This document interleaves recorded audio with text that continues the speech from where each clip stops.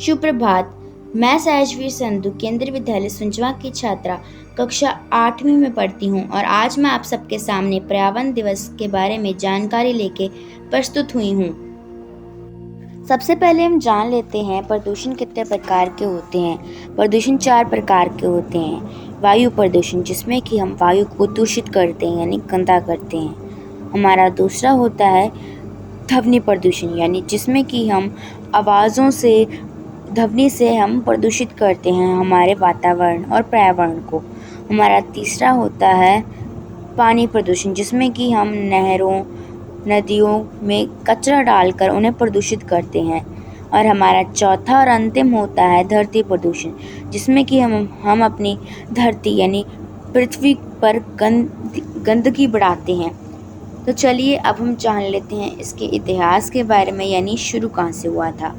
सबसे पहले 1972 में संयुक्त राष्ट्र महासभा ने सभी को स्वीडन की राजधानी स्टॉकहोम में बुलाया और इसमें 119 देशों ने भाग भी लिया।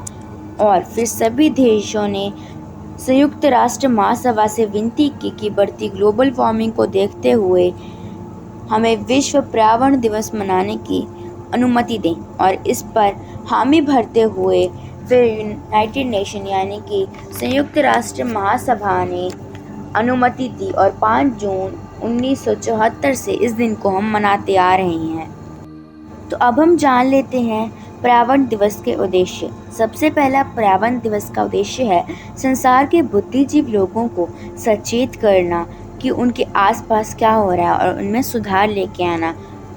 दूसरा है हमारा जितना हो सके ग्लोबल वार्मिंग को अपने कंट्रोल में रखना।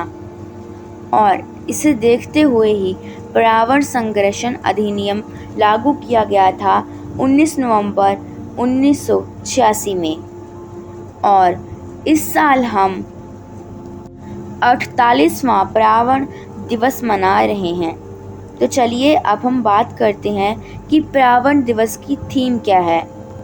2022 के पर्यावरण दिवस की थीम है द ओनली अर्थ, यानी केवल एक पृथ्वी। तो चलिए अब हम बात करते हैं वो चीज़ें जो हमें करनी चाहिए हमारी धरती के लिए या नहीं करनी चाहिए, यानी वो अच्छी हैं या बुरी।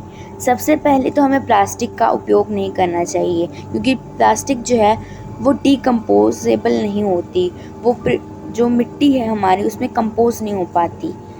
दूसरा, हमें जितना हो सके ग्लोबल वार्मिंग को कम करने की सोचनी चाहिए। हमें प्रदूषण कम करना चाहिए जिससे ग्लोबल वार्मिंग कम हो। और तीसरा, हमें ज़्यादा से ज़्यादा पेड़ों को उगाना चाहिए। आज के लिए बस इतना ही। धन्यवाद।